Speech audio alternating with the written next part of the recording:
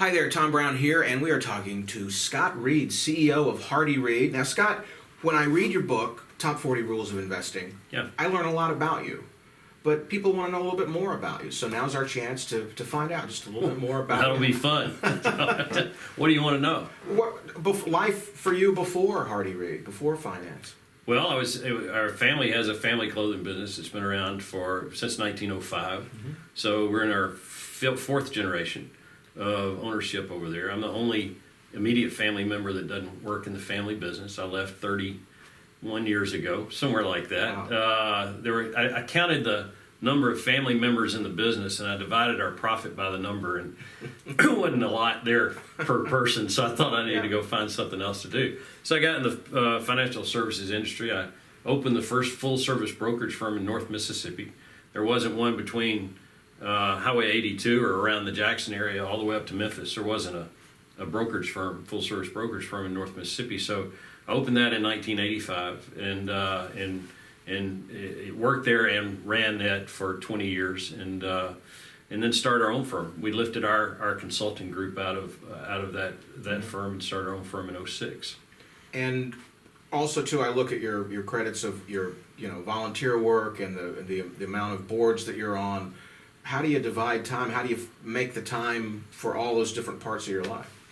Well, I think that for me, it's a commodity to be good at our business is kind of a commodity. People expect you to have expertise in what you're doing, building asset allocation models and doing the due diligence and all of that.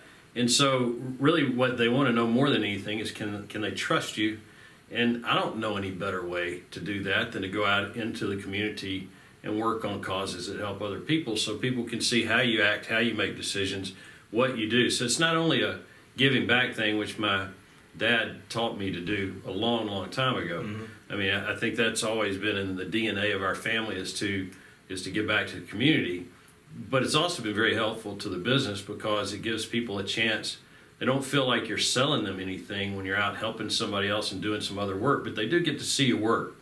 And they get to see how you do things and say, this may be the kind of person that I would like to work with on my investments. And so I think that I hope it's been good for the community. I hope I haven't gone out there and tried really hard and been bad for the community. No. that would be bad. They would have told you. But probably so. Yeah. So I hope it's good for the community, and I think it's also been in the long run very good for our business as well. And a family as well.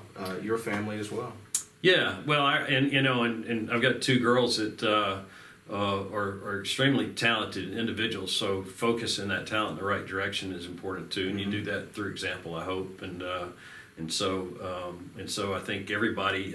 My oldest daughter, for a senior project, created a fundraiser and raised enough money to give 4 scholarships for the Boys and Girls Clubs this last year. So I was kind of proud of that. That was the next generation taking over and kind of doing what we think is important. By example from you and your wife Annette. Yeah, well, and you can't do it without A, somebody that's supportive, and B, somebody who's talented that is right there with you. And so she is certainly that. She's much more talented than I am. She just doesn't. She doesn't have the need to get out in front of people as much. She's a lot more behind the scenes. Yeah, kind of like doing a video together. Yeah, that's like exactly that, right. To talk about that. Exactly Great to get to know a little bit more about you, and like I said, you get to know a lot about you in your book, and we invite people to check that out and to find out more about what you do.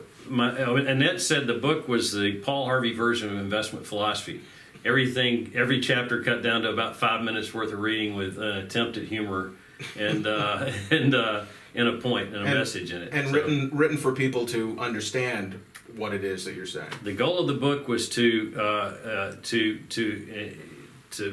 have investment philosophy that was understandable by the average reader. Mm-hmm. And most investment philosophy books that I've read are 300 pages with 200 pages of footnotes, and this is not. This is a very short, easy read, and hopefully one where people can go back and say, I remember reading that chapter, and go back and find chapter 22 and say, that's what I wanted to know, because I'm thinking about doing this, and I need to go back and read that chapter and see what it says. And I think the best way to wrap this up is to say, and now we know the rest of the story. There you go.